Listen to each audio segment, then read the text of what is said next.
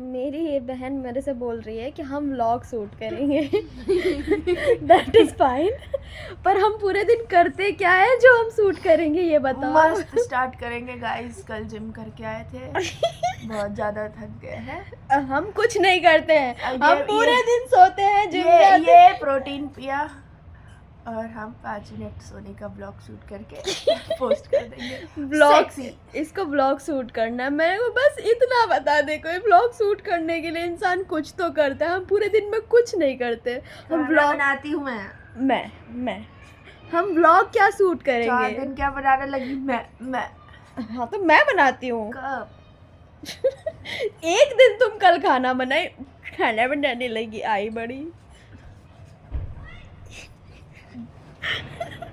बड़ी बहन होने के फायदे उठाती हुई मेरी बहन जा रही हूँ मैं। खुन्नस खाती हुई। Bye bye. बंद करो।